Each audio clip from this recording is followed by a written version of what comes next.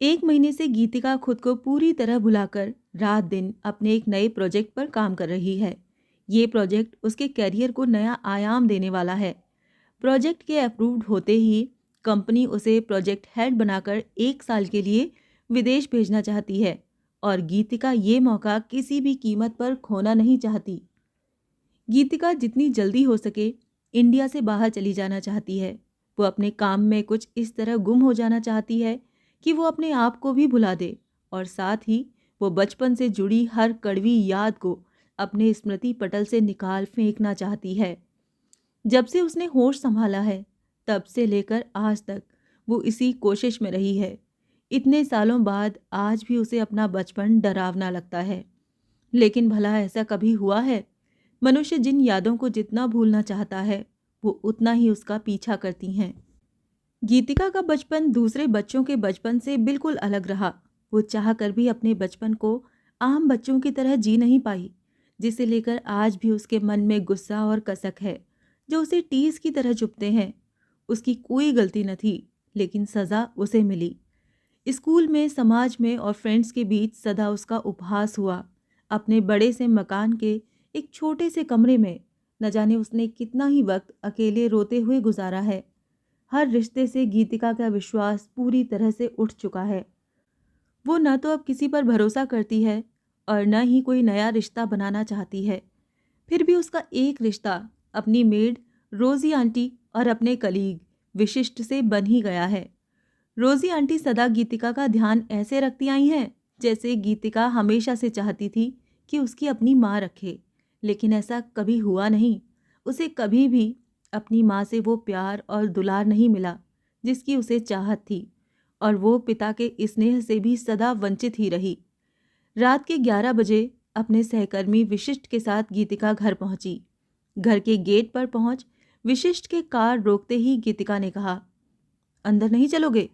चलो एक एक कप कॉफ़ी ले लेते हैं। विशिष्ट ने कार स्टार्ट करते हुए कहा, नहीं गीतिका, आज नहीं। आज बहुत देर हो गई है, कल ऑफिस में मिलते हैं। वैसे भी कल तुम्हारा प्रोजेक्ट फाइनल हो जाएगा, उसके बाद कॉफ़ी से काम नहीं चलेगा। तुमसे तो पार्टी चाहिए। गीतिका मुस्कुराती हुई कार की विंडो पर हाथ रखती हुई बोली, ओके श्योर, व्हाई नॉट।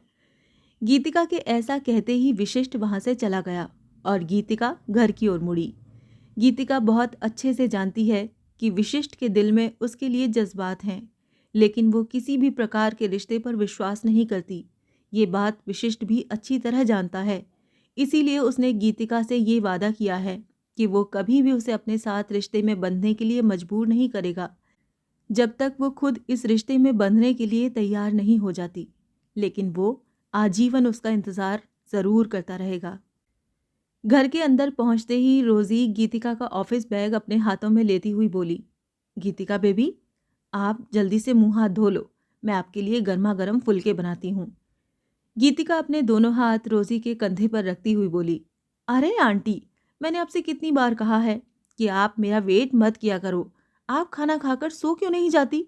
मैं खाना खा लूँगी। हाँ, मुझे मालूम है, आपको अपने काम के अलावा कभी कोई सुध नहीं रहती। जिस दिन आप अपना ध्यान रखना शुरू कर दोगी ना बेबी, उस दिन मैं सो जाऊंगी, लेकिन तब तक नहीं। रोज़ी डांटती हुई सी गीतिका से कहने लगी। गीतिका चाहे कितना भी लेट क्यों ना हो जाए, रोज़ी उसे बिना खाना खाए रात में सोने नहीं देती और सुबह बिना ब्रेकफास्ट के घर से निकलने नहीं देती। दोनों के बीच एक अलग ही रिश्ता है। गीतिका के खाना खाने के बाद रोज़ी थोड़ा हिचकिचाती हुई बोली, बेबी, मैडम का फ़ोन आया था, आपसे बात करना चाह रही थी। शायद मैडम ने आपके नंबर पर भी फ़ोन किया था, लेकिन आपने फ़ोन उठाया नहीं। हाँ, नहीं उठाया क्योंकि मैं बिज़ी थी। वैसे भी उन्हें क्या ज़रूरत है मुझे फ़ोन करने की? जब 10 साल पहले वो हमें छोड़कर जा चुकी हैं, तो क्यों बार-बार आ जाती हैं मेरी ज़िंदगी में, मेरी दुखती रग पर हाथ रखने के लिए? क्यों चैन से मुझे जीने नहीं देती? गीतिका गुस्से में चिढ़ती हुई बोली, नहीं बेबी, ऐसा नहीं कहते। आखिर उन्होंने आपको जन्म दिया है, वो आपकी माँ है। माँ है ऐसा आप कह रही हैं आंटी? सब कुछ जानते हुए आप अच्छी तरह से जानती हैं कि उन्होंने मुझे जन्म देकर भी छोड़ दिया मरने के लिए। कभी प्यार से उन्होंने मेरे सिर पर हाथ नहीं फेरा, न ही कभी ये जानने की कोशिश की कि मैं क्या चाहती हूँ, मैं क्या सोचती हूँ। गीतिका गुस्से से डबडबाई आंखों से कहने लगी, बेटा, मैं ये सब जानती हूँ, लेकिन मैडम जैसी भी हैं आपकी माँ हैं। कल शाम की फ्लाइट से साहब और मैडम दोनों आ रहे हैं। आप दोनों से प्यार से मिलना, उनके साथ ज़रा भी बदतमीज़ी ना करना। गीतिका के सिर पर हाथ रखती हुई रोज़ी उसे समझाने की कोशिश करने लगी। आंटी, आप मुझसे ऐसी कोई उम्मीद न रखें तो बेहतर होगा। ऐसा कहती हुई गीतिका वहाँ से अपने रूम में तेज़ी से चली गई। अपने रूम के सारी लाइटें बंद कर गीतिका उन जगमगाती रोशन गलियों में अपने खोए हुए बचपन को देखने लगी, जहाँ इतना ज़्यादा शोर शराबा, चकाचौंध और चमक थी कि उस नन्ही सी जान को न कोई सुन पा रहा था और न ही समझ पा रहा था। गीतिका की माँ शालिनी शहर की जानी मानी हस्ती, प्रसिद्ध समाज सेविका होने के साथ ही साथ एक प्रतिष्ठित पद पर भी थी। पिता विनय भी अच्छे पद पर कार्यरत थे, लेकिन गीतिका की माँ और अपनी पत्नी के पद से शायद उनका ओहदा नीचे था। ये बात अक्सर गीतिका अपने माता पिता के झगड़े के दौरान सुना करती थी। इसीलिए वो ये जान चुकी थी कि उसके पिता का पद उसकी माँ के पद से नीचा है। बचपन से ही वो एक और बात जान चुकी थी कि उसके मम्मी और पापा के बीच जिसकी वजह से हर रोज़ लड़ाई झगड़े होते हैं, वो कोई और नहीं, मम्मी के सहकर्मी और पुरुष मित्र हैं। और शायद वो मित्र उसकी मम्मी के लिए मित्र से भी कहीं ज़्यादा मायने रखता है। इसीलिए तो उसकी मम्मी अपने मित्र के लिए गीतिका और अपने पति को छोड़ने के लिए तैयार थी। और यही हुआ भी। जब गीतिका 16 साल की थी, गीतिका के माता और पिता के बीच तलाक हो गया। कोर्ट में जब गीतिका से उसकी मर्जी पूछी गई कि वो किसके साथ रहना चाहती है, अपनी मम्मी के साथ या पापा के साथ, गीतिका चीख चीख कर कहना चाहती थी कि वो किसी के साथ नहीं रहना चाहती, लेकिन वो ऐसा कह नहीं पाई। वो बहुत अच्छी तरह से जानती थी कि मम्मी के पास उसे देने के लिए बहुत पैसे हैं, पर वक्त नहीं। वो ये भी जानती थी कि देने के लिए पापा के पास भी केवल पैसे ही हैं, लेकिन उसे अपने माता पिता दोनों में से किसी एक को चुनना था, सो उसने अपने पिता को चुना। दूसरे बच्चों को जब वो अपने माता पिता के साथ देखती तो उसका मन तार तार हो जाता और वो क्रोध और आक्रोश से भर जाती। गीतिका भी अपने माता पिता के संग वैसे ही रहना चाहती थी जैसे कि उसके बाकी सारे फ्रेंड्स रहते थे, लेकिन ये संभव नहीं था। और इस बात ने गीतिका के मन को इतना प्रभावित किया कि वो अवसाद में चली गई और नशा करने लगी। आज भी गीतिका भूली नहीं है वो दिन जब रोजी आंटी ने उसे ड्रग्स लेते हुए पकड़ लिया था। अपने माता पिता के तलाक के बाद जब वो अपने पापा के साथ रहने लगी थी, तब उसके पापा ने रोजी को गीतिका की देखभाल के लिए रखा था, क्योंकि वो अक्सर अपने काम के सिलसिले में बाहर ही रहते। अभी कुछ ही दिन हुए थे रोजी आंटी को घर में आए। एक दिन जब वो खाना लेकर उसके रूम में पहुंची तो गीतिका उन्हें नशे की हालत में मिली। स्कूल के कुछ सीनियर स्टूडेंट्स के बहकावे में आकर वो नशा करने लगी थी। रोजी को देखकर गीतिका घबरा गई। तभी रोजी आंटी ने गीतिका को अपने सीने से लगा लिया। गीतिका को ऐसा लगा जैसे उसकी मन चाही मुराद पूरी हो गई और वो रोजी के सीने से लगकर फूट फूट कर रोने लगी। रोजी ने उसके आंसुओं को पोंछते हुए कस कर उसे अपनी बाहों में समेट लिया, जैसे एक माँ अपने बच्चे को आंचल में छिपा लेती है। गीतिका को शांत कराती हुई रोजी बोली, गीतिका बेबी, नशा किसी भी समस्या का समाधान नहीं।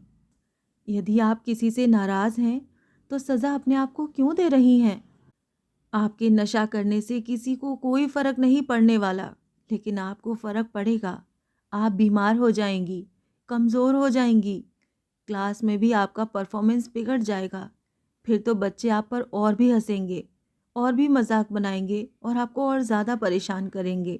इसीलिए आप अपनी सारी एनर्जी पढ़ाई पर लगा दो।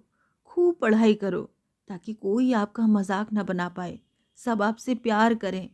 आप खुद अपनी ज़िंदगी के फैसले लेने के काबिल बनो।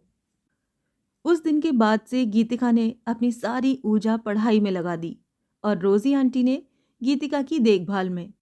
अभी गीतिका अपने बचपन में मिले नासूर घावों के असहनीय दर्द के साथ कमरे में करहा रही थी कि आवाज़ आई, गीतिका बेबी, गीतिका बेबी। एक नई सुबह ने दस्तक दे दी है। गीतिका के दरवाज़ा खोलते ही सामने हाथों में कॉफ़ी का कप लिए रोज़ी आंटी खड़ी थीं। रूम के साइड टेबल पर कॉफ़ी का कप रख आंटी गीतिका का माथा चूमती हुई बोली, कॉफ़ी पीकर तैयार हो जाइए अब, आपका प्रेजेंटेशन है और मुझे पूरी उम्मीद है कि आपको सफलता ज़रूर मिलेगी। इतना कहकर रोज़ी कमरे में लौट गई। गीतिका तैयार होकर नाश्ते की टेबल पर पहुंची और जब नाश्ता कर वो जाने लगी तो रोज़ी ने कहा, बेबी शाम को जल्दी आने की कोशिश करना। गीतिका बिना कुछ कहे रोज़ी को गले लगाकर चली गई। शाम को जब गीतिका घर पहुंची तो उसके माता पिता आ चुके थे। गीतिका को देखते ही उसकी माँ ने उसे बाहों में लेना चाहा, लेकिन गीतिका ने उन्हें झटक दिया और बोली, क्यों आए हैं आप दोनों यहाँ? जो भी कहना है जल्दी करिए, मुझे कुछ ही दिनों में न्यूयॉर्क के लिए निकलना है। बहुत सी ज़रूरी फॉर्मेलिटीज़ हैं जिन्हें पूरी करना है। मेरे पास बिल्कुल टाइम नहीं है, तो प्लीज़ जल्दी कहो और जाओ। गीतिका को इस प्रकार बात करता देख गीतिका की माँ बोली, हमें मालूम है बेटा, रोज़ी ने हमें सब बता दिया है। तुम आउट ऑफ इंडिया जा रही हो, इसीलिए तो हम आए हैं। तुम्हारे पापा और मैंने मिलकर तुम्हारे लिए बेटर फ्यूचर के लिए ये फैसला लिया है कि तुम्हारे जाने से पहले हम तुम्हारी शादी करा देते हैं। लड़का कोई और नहीं, हमारे शहर के जाने माने व्यापारी और मेरी फ्रेंड मिसेस चंद्रा का बेटा है। वो लोग चाहते हैं कि तुम उनके घर की बहू बनो और हम भी यही चाहते हैं। ये सुनते ही गीतिका के सब्र का बांध टूट गया और वो ऊंची आवाज में बोली, मेरा बेटर फ्यूचर? किसके लिए? किसने कहा आप लोगों को मेरे फ्यूचर के बारे में सोचने के लिए या फैसला लेने के लिए? उस वक्त कहाँ थे आप दोनों जब आप लोगों की वजह से मेरी क्लास के बच्चे मेरा मजाक उड़ाया करते थे? उस वक्त कहाँ थे आप लोग जब आप दोनों के तलाक की वजह से मैं डिप्रेशन में चली गई थी और ड्रग्स लेने लगी थी? उस समय आप दोनों को मेरे बेटर फ्यूचर का ख्याल नहीं आया? और आज जब मैं अपना फ्यूचर खुद संभाल सकती हूँ, तो आप लोगों को मेरे भविष्य की चिंता हो रही है। आप दोनों यहाँ से चले जाइए, मुझे कोई शादी वादी नहीं करनी है। गीतिका के मुख से ये सब कड़वी बातें सुन गीतिका के पापा उसके सिर पर हाथ रखकर कहने लगे, बेटा, हम तुम्हारे पेरेंट्स हैं और हम हर हाल में तुम्हारी भलाई चाहते हैं। वैसे भी आज नहीं तो कल तुम्हें किसी न किसी लड़के से शादी तो करनी ही है, तो फिर इस लड़के में क्या बुराई है? पापा, किसी भी बच्चे की भलाई तब होती है जब माता पिता दोनों अपने बच्चों को समझते हैं, उन्हें गिफ्ट के साथ साथ अपना वक्त, प्यार और दुलार भी देते हैं। रही बात शादी की, तो शादी तो मैं ज़रूर करूँगी, लेकिन उस लड़के से नहीं जिससे आप दोनों चाहते हैं, बल्कि उससे जो मुझे चाहता है और जिसे मैं चाहती हूँ। जिसे तुम चाहती हो मतलब? गीतिका की माँ ने आश्चर्य से पूछा। गीतिका ने कहा, हाँ, जिसे मैं प्यार करती हूँ वो मेरा कलीग विशिष्ट है, जिसने मुझे दोबारा रिश्तों पर विश्वास करना सिखाया, रिश्तों का मतलब बताया, रिश्तों को निभाना सिखाया। विशिष्ट मेरे जज्बात को समझता है, मुझे समझता है। आज मेरा प्रोजेक्ट अप्रूव्ड होते ही मैंने उससे अपने दिल की बात कह दी। मेरे न्यूयॉर्क से लौटते ही हम शादी कर लेंगे और हम जब भी शादी करेंगे आप दोनों को ज़रूर इन्फॉर्म करेंगे, लेकिन तब तक आप लोग न मुझे फ़ोन करेंगे और ना ही यहाँ आएंगे। अब आप दोनों यहाँ से जा सकते हैं। और ये कहकर गीतिका अपने रूम में चली गई।